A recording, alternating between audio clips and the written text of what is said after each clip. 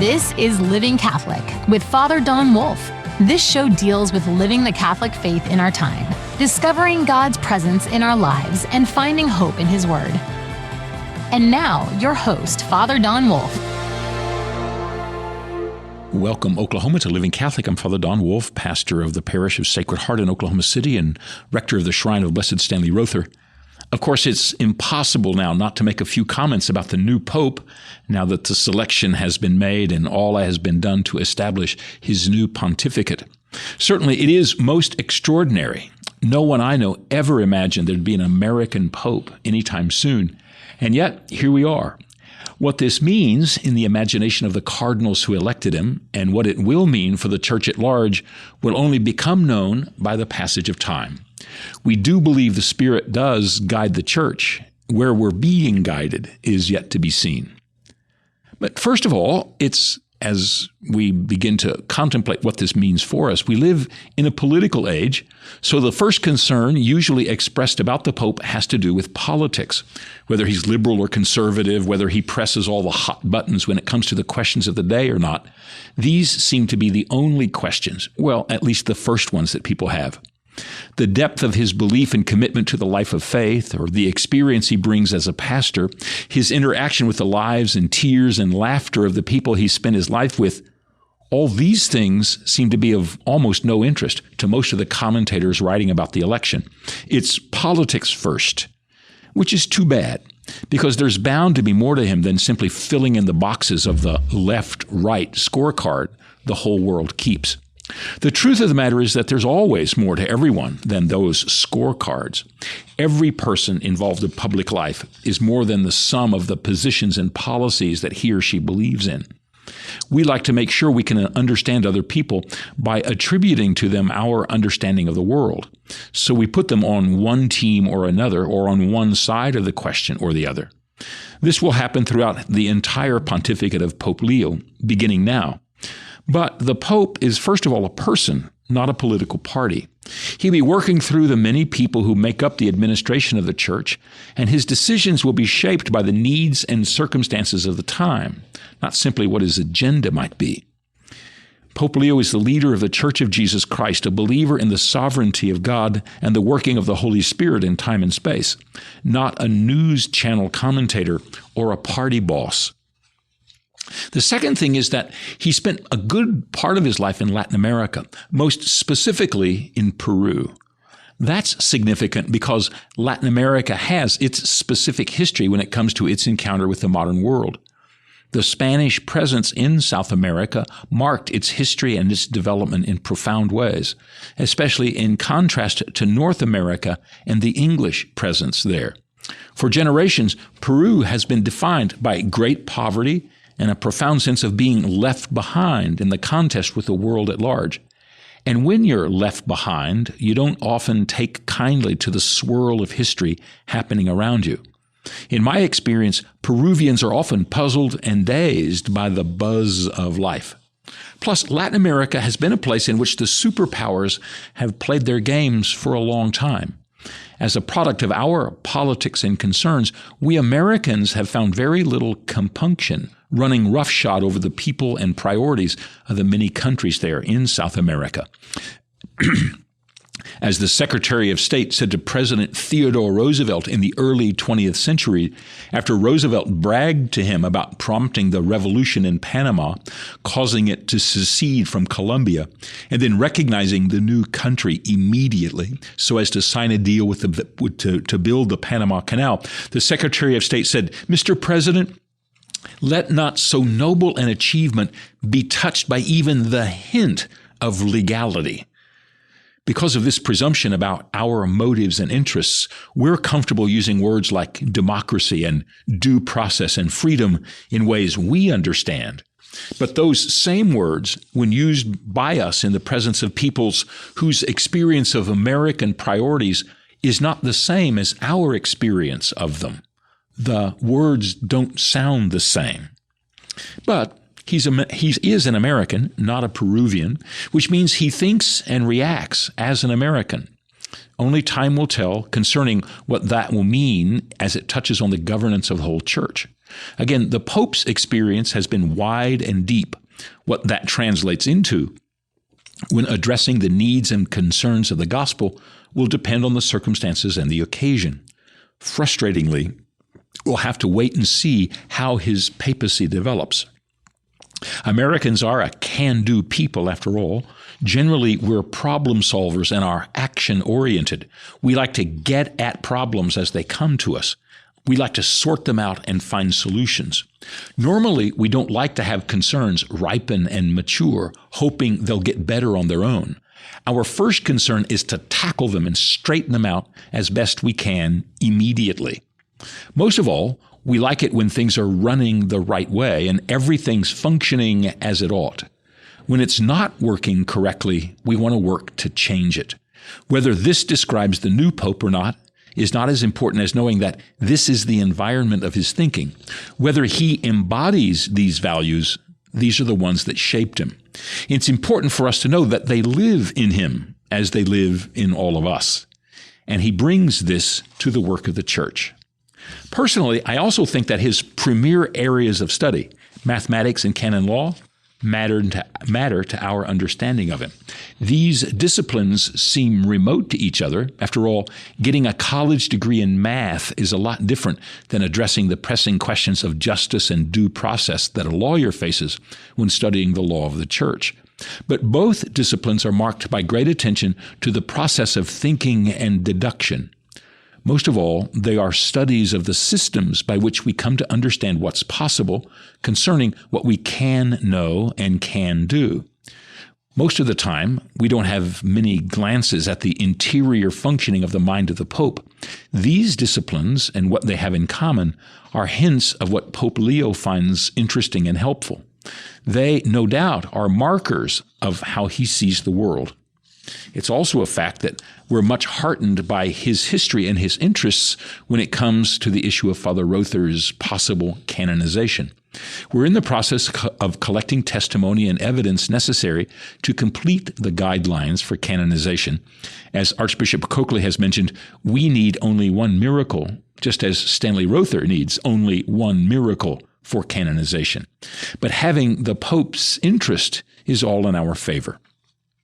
Pope Leo spent many years in Latin America as a missionary, serving in Peru during the time of the insurgency there and the government's response to it. More than most people, he would understand the pressures and the challenges of Stan's ministry, as well as its power to witness to the truth of the gospel. While no one expects him simply to walk into his office and direct everyone to complete the process, his presence there keeps us animated. My prayer is that there are some of us who knew Blessed Stanley personally still around when the canonization takes place. That prayer seems closer to being answered with his election. And choosing the name Leo is also an interesting hint. Leo XIII was the pope who ushered the church in Europe into the contemporary age of economics and social understanding. His most famous papal encyclical, Rerum Novarum, which is Latin for On New Things, was the beginning of the church's social teaching, touching on the concerns of modern nations and the international order. As in the administration of every pope, Leo XIII was struggling to understand what to do in the face of the changing conditions of the economies and livelihoods of the people all through the church. There was no game plan to consult, no crystal ball to look into. He had to figure out how to navigate the changing conditions of his place and time while remaining faithful to what was good and holy in what remained. That our new pope wants to follow in this pathway explicitly and directly by taking this namesake is a window onto his vision of the future. And he's young as far as popes go. He's not quite 70 years old. In our day and time, that means he's due to live about 15 more years. Of course, no one can predict the closing gates of mortality for anyone else. He may surpass this median or, conversely, not live up to it. But in the normal course of things, he's going to be our pope for a long time. We'll have the chance to see his priorities and understand his concerns and listen to his preaching. Hearing all of this in English might be something different for us, but we'll certainly hear a lot. Popes tend to ripen in their old age. No doubt we'll get to see this too. No matter what your experience has been before you come into the office, you no doubt come to see it all differently once you've occupied it for a while. My guess is that the latter part of his pontificate won't be the same as the initial part of it. And finally, not everybody's going to like him. That's one of the elements of the political life in which we live. He will be dogged by notoriety and commentary wherever he goes and whatever he does. My guess is that he'll be disliked and criticized by about half of U.S. Catholics. Whatever his decisions are, about whatever issue comes before him, there'll be those who are upset with what he does or what he fails to do. We shouldn't worry too much because it comes with the job. No one is exempt from the criticisms of others, especially someone who assumes the leadership of the universal church. St. Peter was not exempt from the corrections and critiques of others as he led the church. There's no reason to think his successor in this office will be.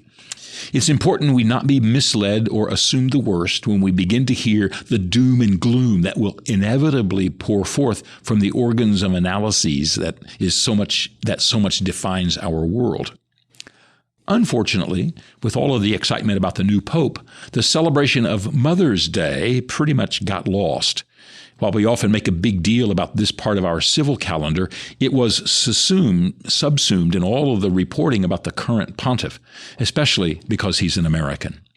While we're all waiting to see what this portends for the Church Universal, we should return for a moment to the celebration of Mother's Day and honor the woman that provided us all with the gift of life. And I have to say, I'm not usually the best person to write about this.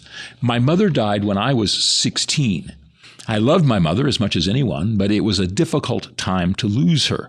That is, I was old enough and our lives were complicated enough that she wasn't my mommy, but I wasn't mature enough enough along in life to know her and to respect her as an adult from an adult perspective. And that was all the more complicated by two other factors. The first was that she had been ill for a long time before she died. So for the previous 5 years, we'd all been haunted by the specter of her growing weaker and more threatened by her condition. So whatever else was happening in my life, as I went through the beginning of my teenage years, it was overshadowed by what was going on in her life. And the second was that we lived as a large family in a small house. In all of the interactions I had with her, in the whole course of my life, I remember having only 2 conversations with her that were private, one-on-one. Now that sounds odd to say, and many people interpret it to mean that we didn't talk, which wasn't true. We talked all the time and interacted about everything.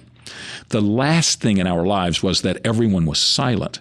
It's just that our conversations took place among the whole family as part of the common life that we lived. There were no private moments, no solitary conversations between us besides those 2 times I mentioned. I never had the chance to develop the kind of intimacy with her that might be more normal between a mother and a son these days. It just didn't happen that way. As I look back on all those circumstances, I most regret that I never had the chance to have a conversation with her adult to adult. Things may have been different between her and me. So all this being said, I don't automatically have warm, fuzzy feelings when it comes to my mother. I know there's a common trope about priests that they talk about their mother with the warmest and the most tender notions, setting her apart as the font and origin of everything soft and cuddly in their lives. It's not that way with me. I loved my mother, but it was complicated. Of course it was. But there's another part of my relationship with her that has become important to me. And actually it started several years ago. Because several years ago, our home parish, Immaculate Conception, was closed. As part of the closure, the parish cemetery was transferred to the care of the nearest parish, which was St. James. And my friend, Father Pruitt, was the pastor there at the time, and he put in place the necessary procedures for the transfer of the care of the cemetery. And as part of the process, he met with the cemetery board. Now, almost everybody on the cemetery board is a cousin of mine. This isn't quite as inbred as it sounds, because just about everybody in the cemetery is a cousin of mine as well. It's only natural that those of us who have so much of our family lying there should also be a part of the upkeep and care of the cemetery. The import of this fact is that when the board meets, they all know one another. In fact, they've all grown up together with one another. So Father Pruitt said after the first meeting that they had all commented about growing up with me and with my family. He also said that in their conversation, they all described my mother as, in his words, basically a saint. Now, I had to laugh when I heard his comments. He never met her. He didn't know her at all. And my cousins who did know her didn't know her as I did.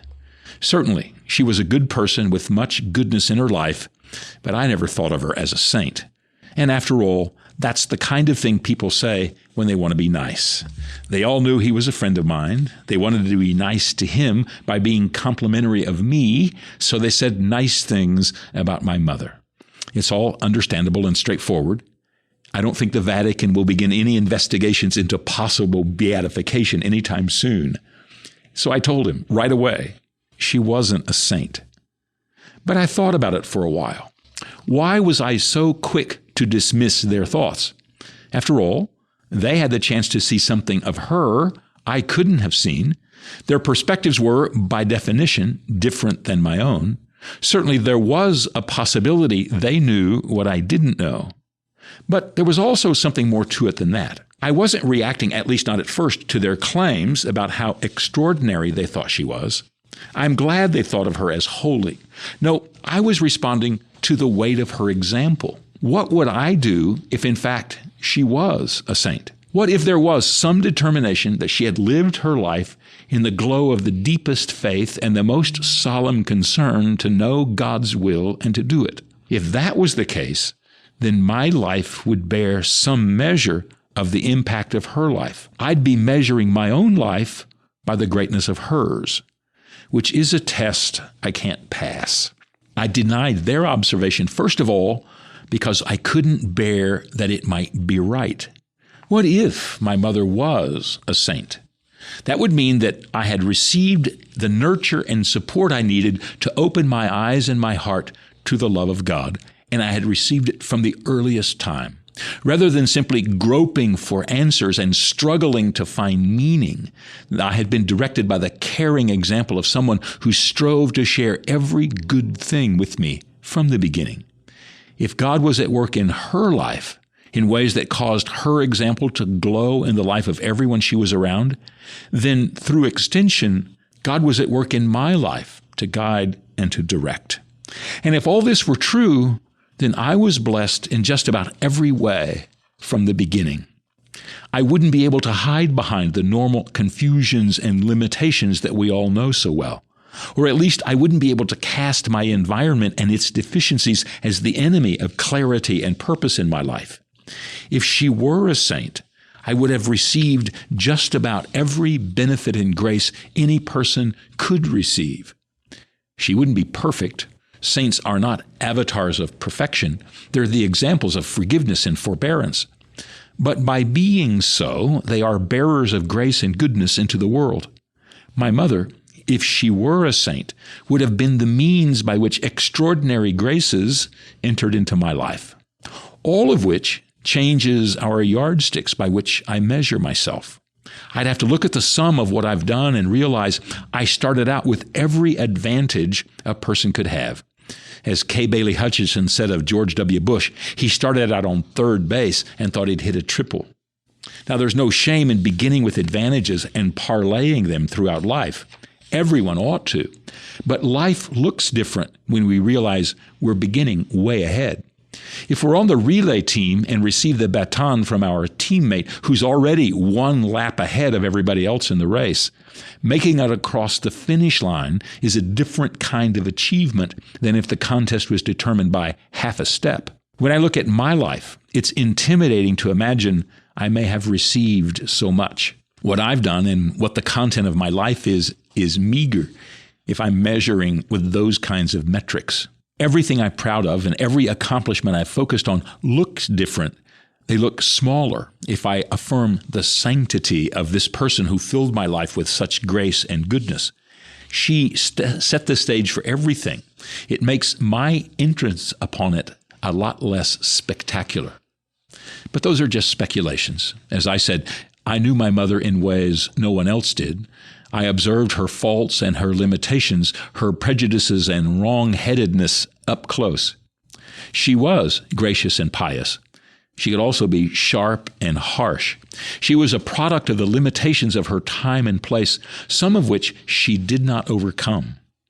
Saints are not perfect, and her imperfections do not describe her any more than mine describe me. I'm not actually imagining her to be qualified for the designation of extraordinary holiness. I'll be safe when, at the last judgment, I'm waiting to see exactly what the content of my life was when the hidden and the obscure finally become evident to me. My mother won't secretly be Mother Teresa. But the real point is that our mothers give us the gift of themselves in ways that almost always remain hidden and obscure. Whatever the whole content of their lives are, they share them with their children and shape and form our lives in all we do. Most of the great skills we'll learn, from walking and talking to going to the bathroom and knowing how to eat, come from our interactions with our mothers. She stands first as the person who made us, and we have almost no recollection of all that was given to us through her, at least not in sum. Her contributions are almost always invisible and usually undetectable. We can start out on third base and never, ever notice because our mother put us there, which is what we should celebrate on Mother's Day, or what we should have celebrated. It's a small part of the larger reality, which is that our true challenge is to be responsive to God at work in our lives in every way that work shows itself. We're tempted to look around and measure ourselves by what we're doing compared to everyone else, to measure where we are by looking at where all our contemporaries are. In truth, though, the measure is whether we're faithful to the work we've been given, not whether we've lapped someone on the racetrack of life or bested the one next to us by a step or two. Since so much of what we are has been poured into us by the invisible hands of circumstances and grace, we're invited to keep our eyes focused on God's will rather than looking around at what's happening to us. So, happy belated Mother's Day and happy Pope's Day. I don't think we really have a day to celebrate who the Pope is and what his leadership will mean to us. But come to think of it, his presence and leadership will mostly be invisible as well. The invitation to faithfulness remains the same for all of us. We have to keep our eyes fixed on God and God's work in life, not simply on the swirl of events and words that seethe around us. It's not who's been a saint for us or who will be, but whether we'll be one or not, after all. Back in just a moment.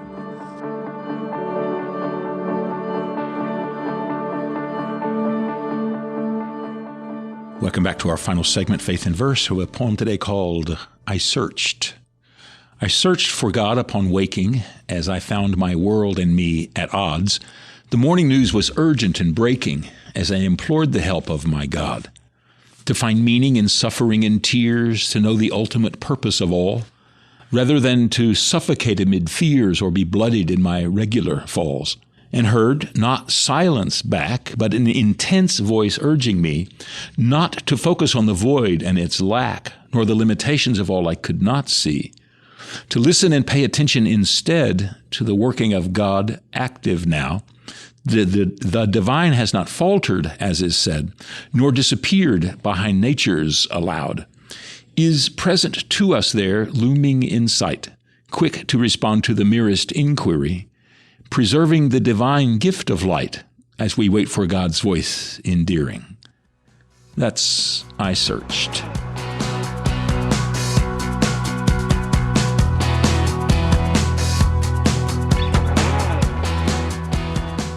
One of the great things about a new pope is that we have the opportunity to pause for just a moment and look at his presence in the great succession of all of those who have come before him, just as we have the chance to look at all that has formed us. I hope that in the weeks to come, that by living Catholic, we can drill down into some of those truths more deeply. Hope you can join us then. Living Catholic is a production of the Archdiocese of Oklahoma City for Oklahoma Catholic Radio.